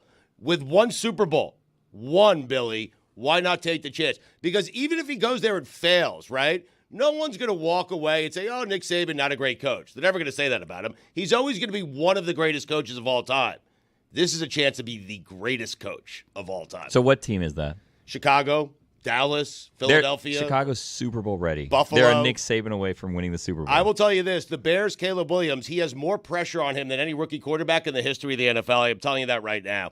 That team was built to win this season or next season. Caleb Williams, if he's good, I said this on God Bless Football last week, and I'll say it again right here. If Caleb Williams is good, the Bears are making it to the Super Bowl. Video, get better at the hot take hand. Please. You guys are all over the place and you can't keep up with the master. Video, I need you to speed up your shit and get better at keeping up with the sausage fingers as they fly all over the place because he is in his element right now, being able to tell you what Nick Saban needs to do to make the giant leap from among the best Tied ever for first to first. best ever according to Stugotz, who will then make a different argument if Belichick returns. The whole thing also God to me. is so ironic if you watch the the episode and listen to what Nick Saban specifically is saying about how rookie quarterbacks get harmed by like the media hype machine around them, and how like you can't take too much stock into that sort of thing, and like you just have to like go through it and do the reps and actually, you know, go through the practices and not pay attention to that sort of stuff, because that is the ultimate killer. And so Stugotz is just like playing the hits right now. I hope this is in the next episode of Hard Knocks. They had Mina in there using her voice, Pat McAfee's voice. I need Stugotz's voice in there. That's a good idea. Say things that will get you on Hard Knocks. I love it. You want to try, Dan? I can't believe the amount of pressure that Caleb Williams is under. And I would not want to work under the conditions, no matter how talented I were. I'm not tough enough in any way to be an athlete, to have to do all the learning that position requires and then have to be ready for the speed of the pro game. It's just not a job I would want, because we have now fast forwarded. It's super interesting to me, Stugotz. We just talked about Deion Sanders.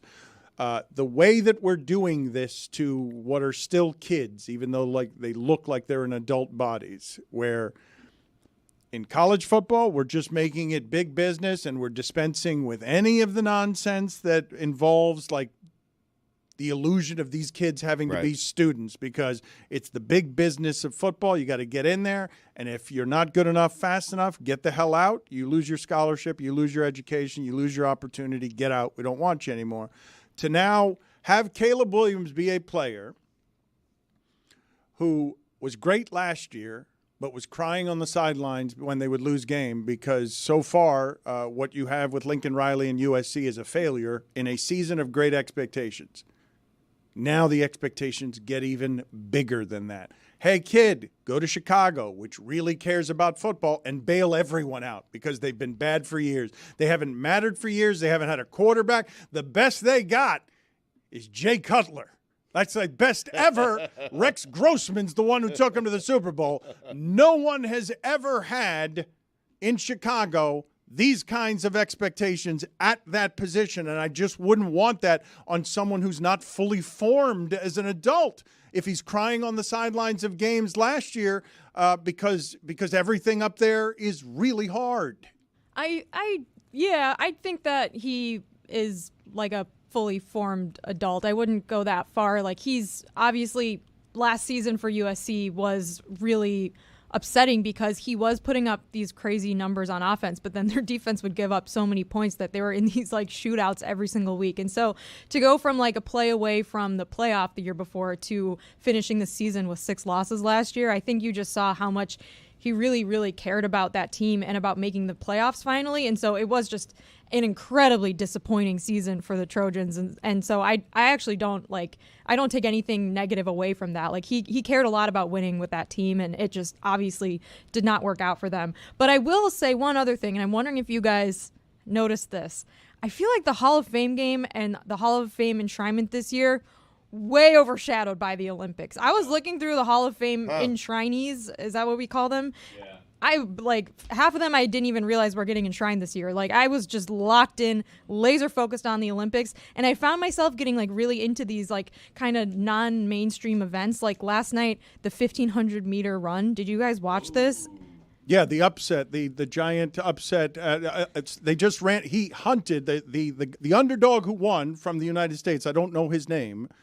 Cole Hawker, I believe, chased everyone down who ran out of gas, because the shorter races are all fast twitch muscle fiber, and the longer races you better have stamina at the end, because you will get hunted down by the Femke Bowles of the world. She's incredible, by the way, and I think the 400 meter hurdle final is today, I want to say. But last night they were replaying the 1,500 meter, which is like just under a mile, so they're running it in like 3.5 2.5 minutes. And the NBC, I love this because they set up this huge showdown between the runner from Great Britain and the runner from Norway, who are both like prodigies in this event. And they were like, this is an ultimate competition. Like, is the Norwegian guy going to defend his gold medal? And like, blah, blah, blah. And like, they've been going back and forth, like jawing at each other for years over who's better 1,500 meter runner and stuff like that. And then like the last 100 meters, the American just comes out of nowhere up the side and wins the gold medal. And both of them lost the gold medal. And it was like the Norwegian guy didn't even get on the podium. And another American who actually went to Notre Dame, Jared Naguse, he won the bronze by like, he was almost in silver. So both of these guys were like this close away from not even getting silver or gold. The other guy didn't get anything. It was freaking bananas. To Stugotz's point, was that yesterday? Was that today? Was that in the morning? Was that last night? It was yesterday at like 3 o'clock, and then they replayed. Do you watch 3 o'clock in the morning? No, like in the afternoon. It was like one of the main events. There's games and matches and things that happen at like 4 o'clock in the morning. I don't even know what it is, and then they play them tomorrow. When I watch the steeplechase, I want to know I'm watching it for the first time. That's all I'm saying. I watched it last night. The one who the runner who won the gold medal 4 years ago was defending the gold medal. She had a big lead. She got caught.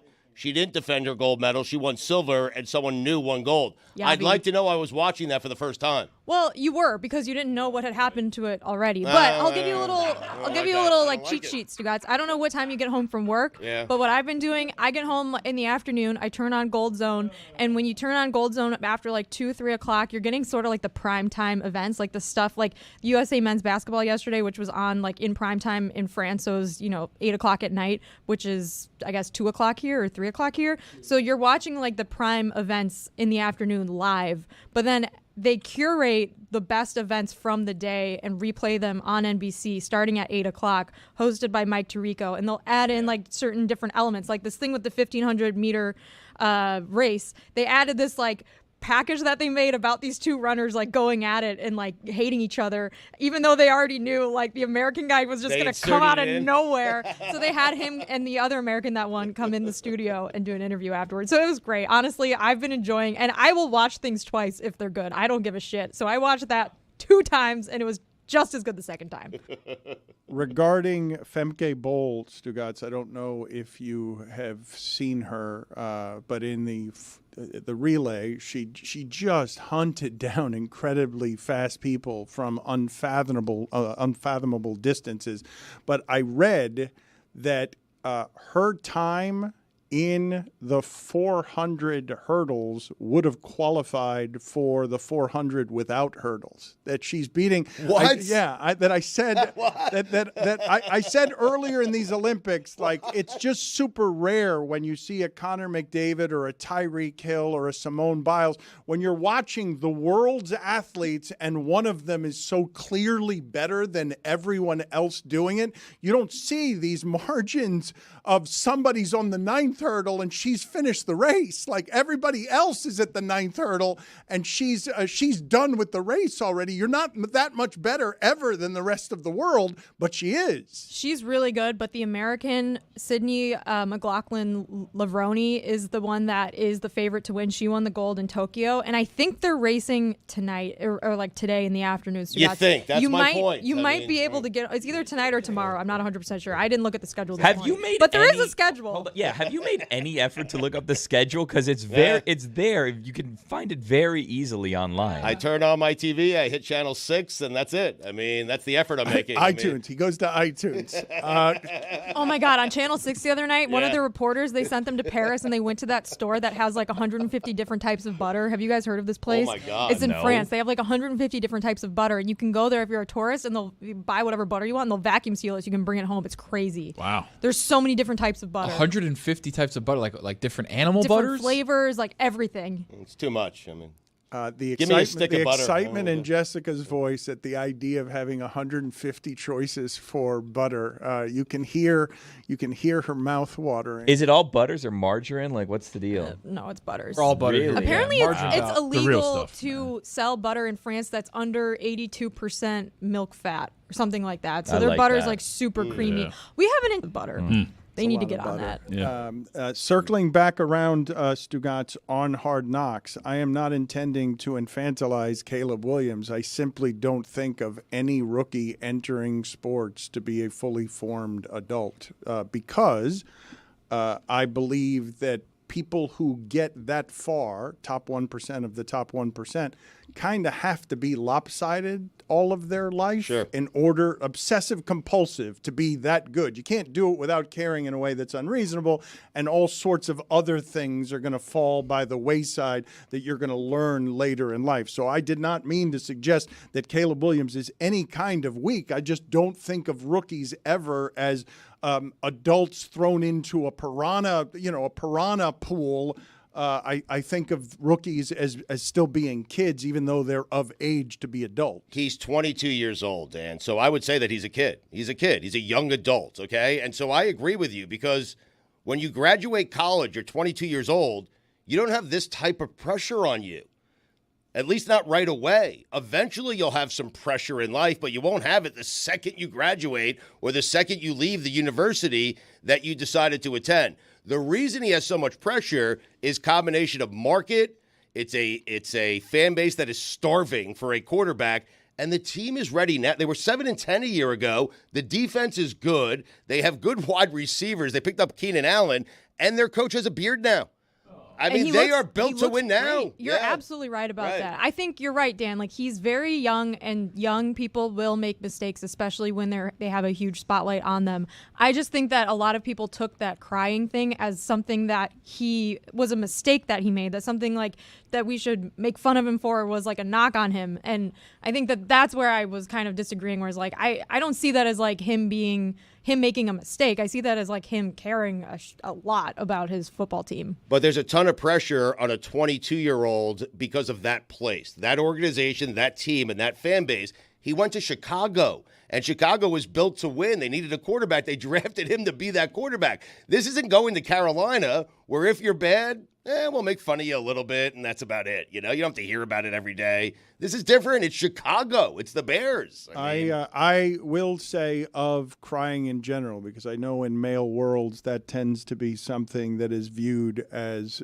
weakness. And I will tell you, as someone who has been repressed all his life, that I've done more crying in the last 5 years that has been healing, because I'm not like stuffing it all down. That when I saw Caleb Williams crying on the sidelines, I didn't see it as a weakness. I saw, he cares that much, and caring that much, if you fail with pressure, will ravage your youth. Like, this is going to chew kids up. The way that we're doing it in college football, the way that we're covering high school football, and you have to be really strong to be in the position of Caleb Williams. But when failure arrives is when I worry about just ruining people like that, because they're not given the 3 years Aaron Rodgers was given to sort of figure out how fast all that shit moves out there. I don't want to be that guy, but $25 million signing bonus, he's fine. Stugotz, women's 400-meter hurdle today, 15:25. Wow. What does that mean? What does that mean? Yeah. 3:25. Oh. So meters? 25 meters? What is that? No, that's the time. Time. Well, what time is that? Exactly. 3:25. What world? I mean, what? How many hurdles? What? 3:25. Oh, okay. 15. You go to 12, and then you, Then you had 3. Sorry.